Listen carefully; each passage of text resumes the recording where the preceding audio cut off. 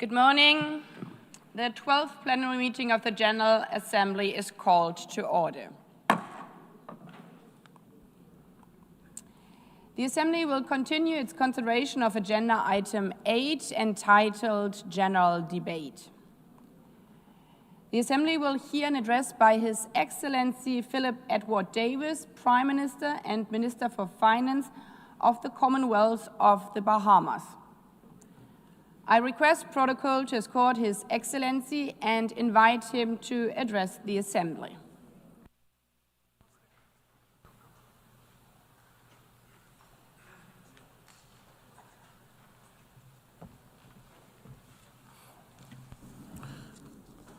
Madam President Annalena Baerbock, we offer our warm congratulations on your election to preside over this 80th session of the General Assembly. And we thank your predecessor, His Excellency Phil Yang, for a job well done. Excellencies, delegates, ladies and gentlemen, in celebrating 80 years of the global community coming together in this United Nations, we must remind ourselves of how we got here. The United Nations was not born out of some high-minded ideal or because humanity suddenly decided to promote its collective virtue. No, the UN was created out of the ashes of a period when humanity had almost destroyed itself. The blood-soaked trenches of the First World War, brought about by the rivalries between the great powers of the day, the collapse of the League of Nations, made impotent because of the refusal of the major powers to participate, the despair of the Great Depression, the rise of fascist ambition, which led to the devastation of the Second World War, the terror of atomic weapons. These are the foundation of the United Nations. Over 100 million died, many more driven into poverty. I recite these histories because that is not a world we wish to return to. We are in danger of being doomed to repeat the brutal history lessons. When nations go their separate ways, history teaches us that this disaster eventually follows. When nations stand together, survival and prosperity become possible. With the stench of the atomic firestorms still hovering over Hiroshima and Nagasaki, the world raced to come together in a single body to prevent such things from happening again. The need for nations to unite in a single forum has never been more pressing. This multilateral effort is not a cure-all. Wherever humans live, there will be conflict. But today's crises are far more complex and seemingly more intractable and even more dangerous than 80 years ago. The atomic weapons of the 1940s have proliferated into the nuclear weapons of today, able to wipe out all human life many times over. Diseases now cross oceans in a day, potentially leading to pandemics that can last for years. Cyber attacks can leap borders in a second.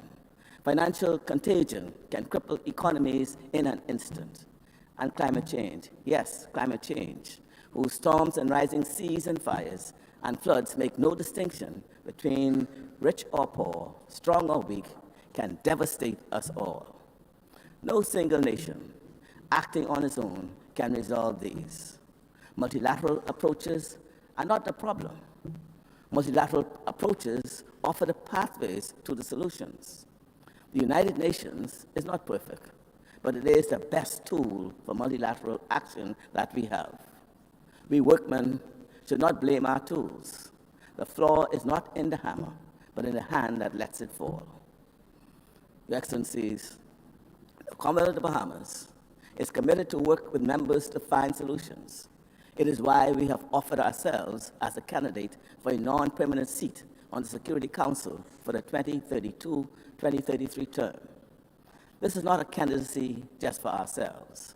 It is for every small state that not only insists that its voice must count, but also knows that we have much to contribute in matters of global peace. For example, we cannot turn away from the agony of the Middle East. The aspirations of the Palestinian people for dignity and self-determination are real. Along with the state of Israel, both peoples have a right to security, sovereignty, and peace. For generations, This conflict has tested the conscience of the world, but resignation is not an option. The vision of two states living side by side in peace and mutual recognition remains the only pathway to justice, stability, and reconciliation. We must not abandon dialogue for despair. The multilateral capabilities and capacity of the UN should not be front and center of this effort. We think that if the organization has structural and institutional weaknesses, then let's fix them. If we think that standards are not evenly applied, that powerful states avoid consequences for aggression or human rights abuses, while weaker states are sanctioned more readily, then let's step up and fix them. The UN is only the sum of its parts. Any lack of effectiveness, any lack of practical impact lies squarely at the feet of member states. The solution is not to abandon it, but to fix it. For countries like the Bahamas, the biggest challenges and crises we face are not of our own making, and yet we are the ones who feel the impacts the most. Our independent Bahamas has never fought a war, and yet conflicts in faraway places cause severe economic shocks, with Bahamians forced to pay higher prices and suffer from unreliable supply chains. Above all, it is the physical changes relating to climate that are causing crises which we are critical, urgent, and existential. Over the past few years, many Bahamian voices have raised the alarm in many international forums about the risk we face from threats of climate change. We do not have the luxury of restarting an esoteric conversation about the causes of climate change. Our living reality means that we simply do not have the time. As I speak to you today, this morning, right now, a tropical storm is moving up our chain of islands. We hope, we pray that we are lucky. But can we remain lucky every season, every single year? We know what we need to do. We need to adapt and to make ourselves more resilient. But even with the best intentions, a small island state like ours, with a population of around 400,000 people and an economy of approximately $12 billion, we do not have the resources. We have one of the cleanest air in the world and emit far less than 1% of carbon generated by human activity. So we have to rely on others to also adapt. Is it really too much to ask of those most responsible to change their behavior so that the rest of us might have a better chance at survival? Along with climate change, our closest neighbors also suffer from a number of external threats. Our neighbors in Cuba have suffered for decades under an embargo which has caused suffering without delivering justice. The embargo has punished the ordinary people without changing policy. Friends, engagement, not isolation, is the only way forward. And so the Bahamas will continue to add its voice to the many who say the time for the embargo to be lifted is now. And what of Haiti? Too often the suffering of its people has been met with indifference. The multinational security support mission under Kenyan leadership has been an important bridge. But bridges must be a pathway to the solution. That mission must evolve into a force strong enough to meet the still present threat of violence and lawlessness. But Haiti needs more than security. It needs investment, partnership, and hope. The lack of security in Haiti disproportionately adversely impacts the security of the Bahamas. And we can no longer continue to carry so much of the burden and plight of the Haitian people. The world must act. We say this not out of fatigue, but out of conscious realization that a crisis of this magnitude cannot be left to neighbors alone. It requires a global response. The Bahamas therefore calls for a dedicated United Nations Support Office for Haiti, an institution to coordinate aid, sustain international attention, strengthen institutions, and nurture democracy. We cannot claim fidelity to peace and at the same time ignore Haiti. Your Excellencies, The lessons of history are clear.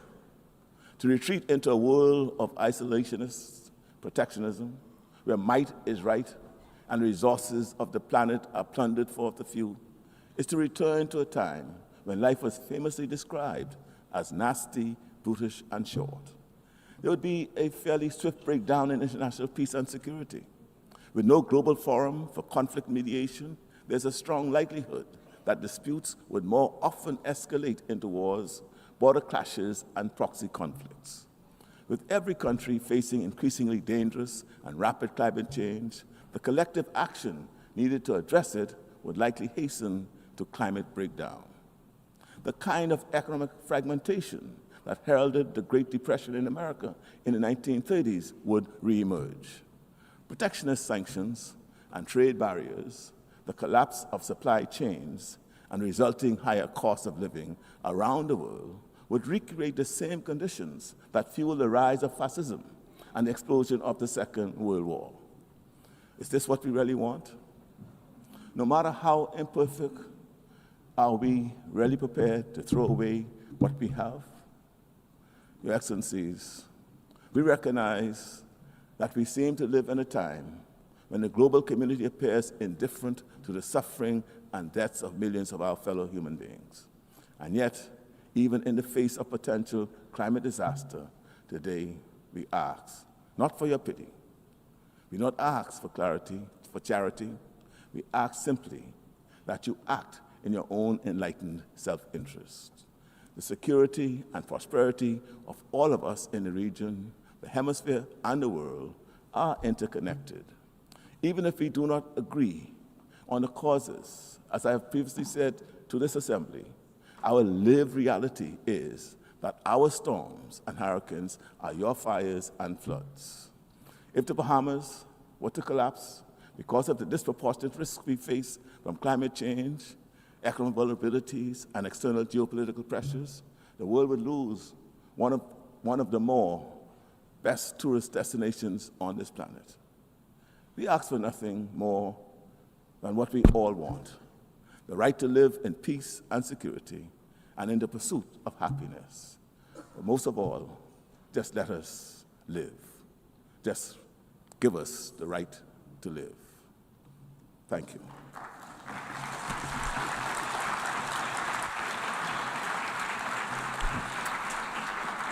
On behalf of the Assembly, I wish to thank the Prime Minister and Minister for Finance of the Commonwealth of the Bahamas.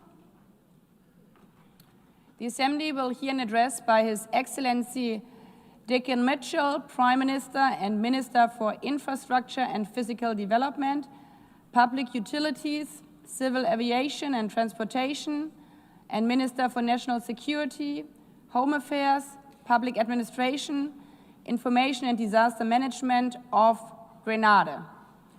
I request the protocol to escort His Excellency and invite him to address the Assembly.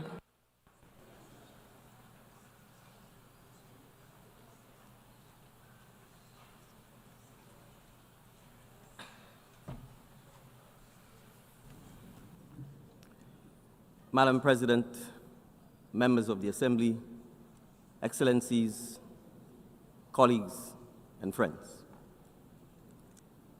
It is my honor to address this Assembly on behalf of Grenada and as a member of the Caribbean Community CARICOM.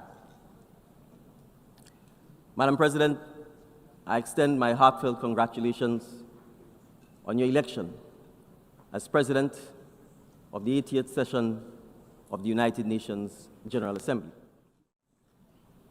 We look forward to working with you under the guiding theme of Better Together, and to supporting your efforts in advancing peace, sustainable development, and inclusive reform within the United Nations.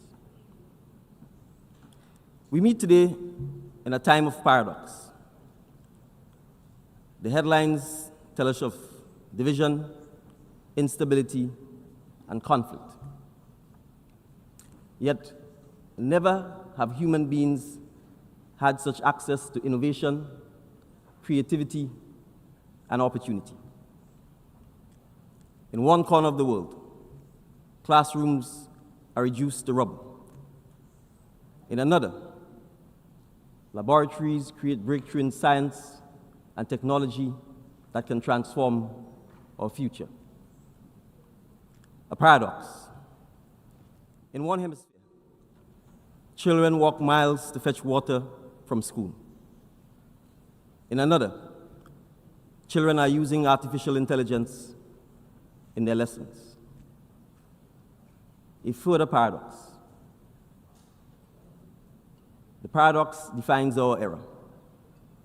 Progress and peril, innovation and instability, hope and hardship coexisting side by side. And so, Madam President, my remarks today are centered on the one force powerful enough to bind these contradictions together. The only force that can turn innovation into inclusion and conflict into cooperation. That force is education. That is a simple yet profound truth. Education is the single greatest social, economic, and creative equalizer that we possess. It transforms circumstances into possibility. It turns the child of a laborer into a leader, the daughter of a seamstress into a scientist, the son of a fisherman into an innovator. This is the heart of my message. Education is not a narrow path to employment. It is a broad road to resilience, to innovation, and to peace. And Madam President, it saves people, not just from economic poverty, but from the poverty of diminished possibility. And so education is a lifeline. I have seen this. I have lived this. And now I am privileged to lead this in and for my country. For me, education was a bridge from limitation to possibility. It was education that carried me from a small hillside village in St. David, Grenada, where my family fetched water from a public standpipe to this assembly hall today. It was not wealth that brought me here. It was not privilege that brought me here. It was access. Access to teachers who believed in me. Access to opportunities that were modest but life-changing. Access to the chance to learn, even when the path was uncertain. But my story is not unique. It is echoed in the resilience of the Caribbean families who sacrificed for the children's schooling, in the ingenuity of students who make the most of scarce access and even scarcer resources, and in the determination of communities that rebuild schools year after every hurricane. That is the shared story of CARICOM, a story of people who learn to adapt, to innovate, and to persist, always with education as our anchor. And yet today, we must admit that the definition of education itself is changing. Education can no longer be defined solely by university lecture halls or college campuses. Around the world, young people are shaping their futures in new ways through technical training, vocational education, and digital skills. A certificate in coding can be as powerful as a law degree. A credential in renewable energy can open doors as wide as a medical license. A diploma in advanced manufacturing can transform not only an individual's life or future, but the economic trajectory of an entire community. This broader vision of education is the reality we are embracing in Grenada and across the Caribbean. In Grenada, we have embarked on transformative reforms to strengthen our education system and expand opportunities for all students at all levels. We have established universal secondary education and passed legislation to raise the mandatory school age to 18, ensuring that more of our young people remain engaged in formal education. Not as charity, but as a matter of justice and national survival. We have modernized school curricula to prepare our students for the future. Coding and technology clubs are now part of the school environment, and all students leaving primary school are assessed through electronic testing, prioritizing both digital literacy and problem-solving schools. We have placed student well-being at the heart of our reforms, hiring counselors, school feeding officers, and attendance officers to strengthen support for student mental health, nutrition, and engagement. We have also expanded our special education department and increased the number of early childhood officers, ensuring greater support for students with diverse learning needs. Because in a small island, every child's potential is a national asset.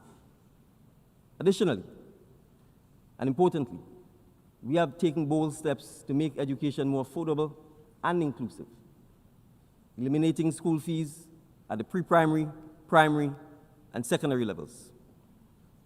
Free tuition is now also available at our two main technical and vocational institutions, widening access to post-secondary training and future skills development. Across the Caribbean community, we are investing in skills for the new economy, such as digital literacy, renewable energy, climate adaptation, and advanced technologies. In the case of advanced technologies, we are considering the teaching, understanding, and use of AI and AI-related skills to enhance education access, delivery, and outcome, as we understand that the jobs of tomorrow cannot be met with the skills of yesterday.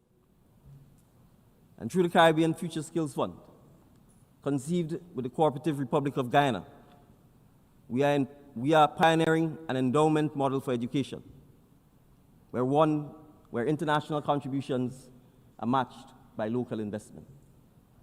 This ensures that our young people gain not just training, but also a sense of ownership and responsibility. It is education with skin in the game from both donors and recipients. This is not education as an abstract ideal. It is education as a lifeline, as resilience, preparing us to withstand the shocks of climate change and economic volatility. It is education as innovation, equipping us through powerful digital tools to turn necessity into opportunity. And it is education as sovereignty, ensuring that our destiny is not dictated by external forces, but shaped by the skills and creativity of our own people. And so when Grenada, Jamaica, or Dominica rebuilds a school after a hurricane, we are not just rebuilding classrooms. We are rebuilding futures. And so we need partnerships. Education thrives when ideas and systems are shared across borders.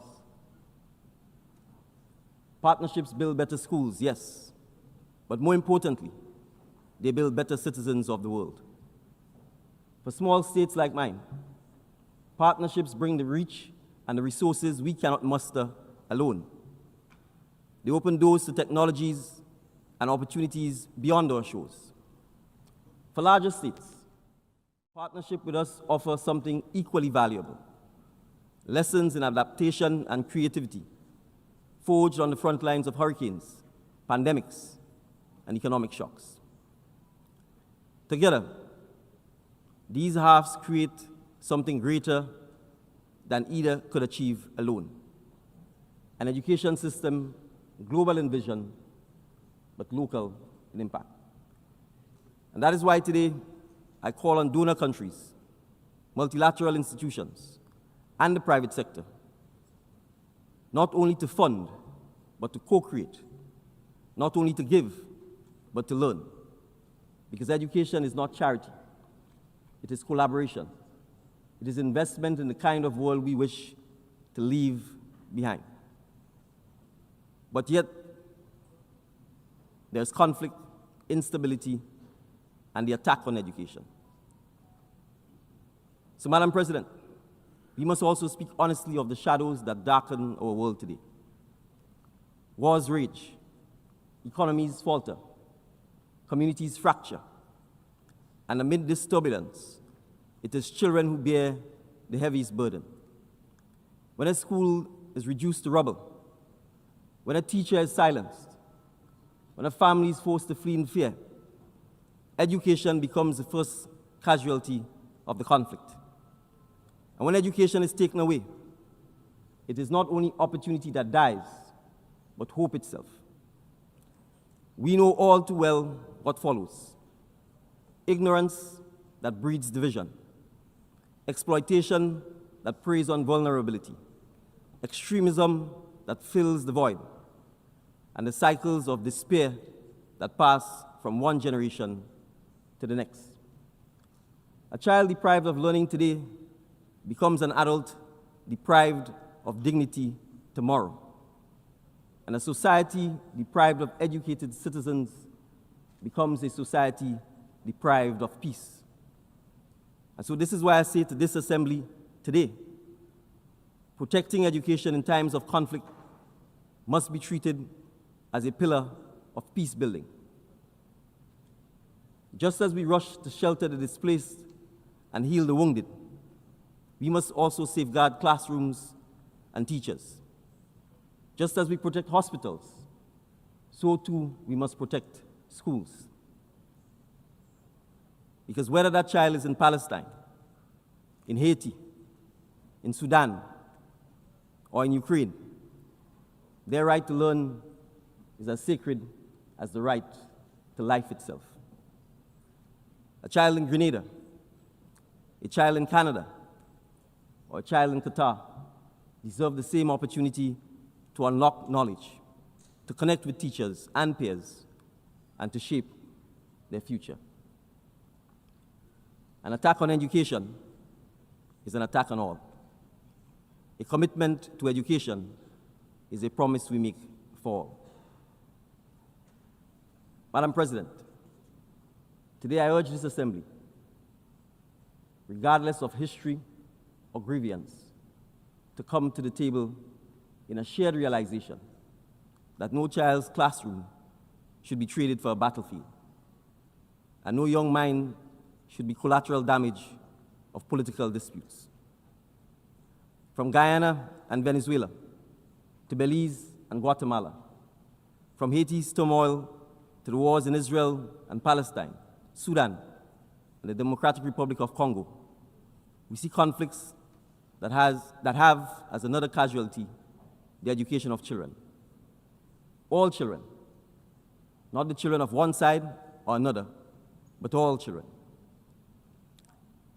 And so I repeat, I urge all parties, regardless of history or grievance, to come to the table in a shared realization that no child's classroom should be traded for a battlefield, and no young mind should be collateral damage of political disputes. And so we must appreciate that dialogue is not weakness. It is, in fact, the highest form of courage. It is the choice to preserve learning, to preserve hope, and to preserve the possibility of peace. Grenada knows from experience that education thrives when nations stand in solidarity. Around the world, partners have trained our teachers, opened the doors of their universities, and strengthened our health and education systems.